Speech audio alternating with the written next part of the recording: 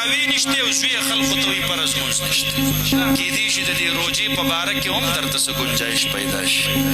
او تاسو ته ووایي چې صوم دا خو په معنا د مطلق امساک سره راځي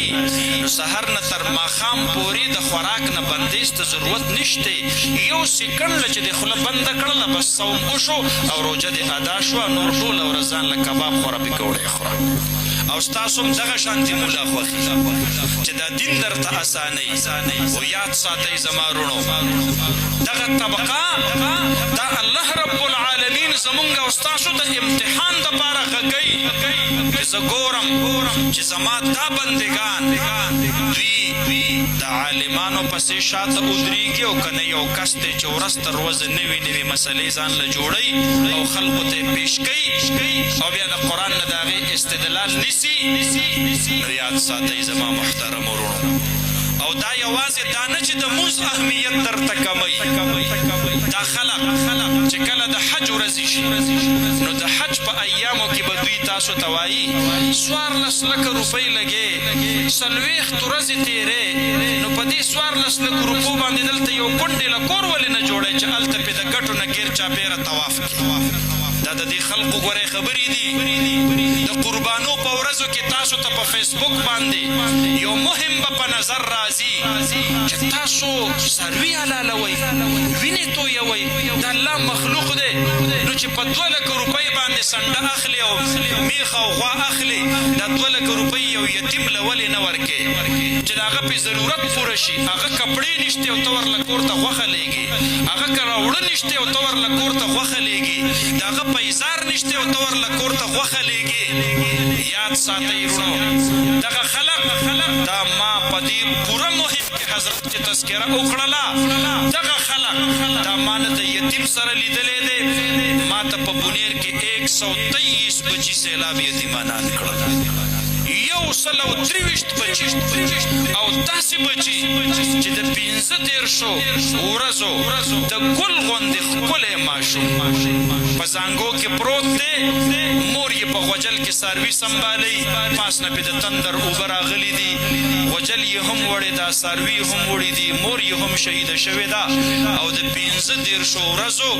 د ګل غوندې ماشوم په زانګو کې دقه شانته یتیم پاتې شوی دی د 40 ورځو ګلالۍ ماشومه ښکلې واړه تلبیه ترنه نوم دی دا راته د غېږې ماشومه یتیمه پاتې شوې ده داسې بچي چې په خاندان کې صرف دغه یو بچی بچ دی پلار یې شهید دی مور یې شهیده ده رونه یې شهیدان دي خویندې شهیدان دي نیا یې وفات ده بابا یې وفات دی هېڅوک په مخ د ځمکه د هغه د الله نه سوا نشته ما خو دغه خلق ونه لیدل چې دا کوم خلق زما په مسجد اعتراض کوي وایي جومات څه له جوړوي خدای پاک هېڅ ته ضرورت نشته د جومات په ځای یو غریب له کور جوړ کا نن خو ما هغه خلق نه د غریبانانو د کور په جوړولو کې ولیدل او نه مې د جومات په جوړولو کې ولیدل خو دغه دواړه یې نه کولې نو کم از کم هلته چې دا کوم غیر مسلم او د دې د کورونو دا خدمت خو دې کړی وی نو د انسانیت یې دغه حال دی چې دغه هم خیر خیریت دی الحمدلله دا علما دي چې په انسانیت مین دي او په دین مین دي او دا علما دي چې دوی هلته بلا تفریق خدمت کړی دی یوازې د مسلمانانو نه د دې ټول ملک د سیکانو تنظیم دی یونایټډ سک سنګت په نوم باندې د ټول ملک نه چې کوم فنډینګ کړی و هغه یې راوړلو او هغه یې ستاسو د حضرت مولانا سمیع الرحمن صاحب یو شاګرد زما په صورت کې د ټول ملک د خپلې برادرۍ فنډینګ یو مسلمان عالم دین ته حواله کړو او هغه خلق په وفد کې راغله او ما ته یې ووایي مفتي صاحب مونږ د خلافت راشده واقعې په کتابونو کې لوستلې وې مونږ د هغې عملي نمونه هلو ولیدله چې دا علمای کرام ستاسو د دې لون خوړ نه د ځان سره یې کودالې او بیلچیانې راواخیستلې او هلته یې مسلمان او سک او خپل او پردی او د هر چا د کور صفایي د دکان صفایي د جومات صفایي ایون تر دې پورې که مونږ خپل عبادت ګاهونه مساجد جوړ کړي دي نو الحمدلله الحمدلله مونږ د هغې د کورونو د هغې هغه خدمت او صفایي دا هم الحمدلله مونږ په خپله باندې کړی ده. دا علما په انسانیت مین دي. دغه خلق دا چې مونږ ته انسانیت زوتی دا بیا په عملی میدان کې خیریت وي. انسانیت په دین کې دی. خلق وایي لوی مذهب انسانیت دی او محبت لویه سجده ده. زمونږ او ستاسو ځوانان هم په دغې پروپیګنډه کې لاړ شي بیا په فیسبوک پروفایل ځان ته هیومنسټ لیکي.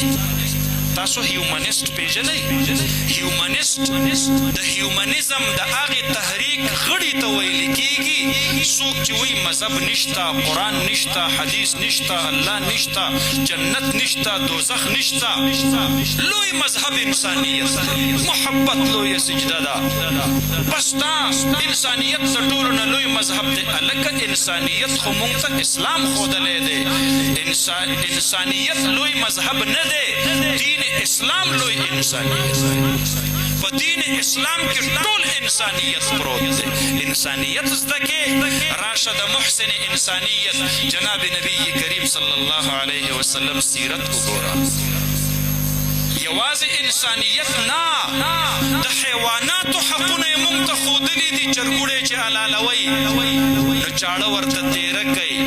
دا راته رحمت للعالمین ویلي دي. حلالوئ خو اسم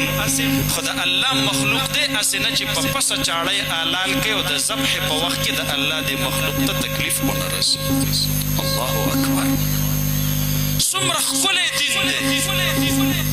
الله پکې د حیواناتو حقونه ښودلي دي.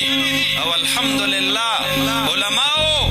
وښیئ دنیا ته د اسلام د مینې او د محبت او د حقوقو دا چهره. مونږ چې هلته 18 کلو ته په لکونو پټه پایپ د اوبو دا کله کورونو ته یو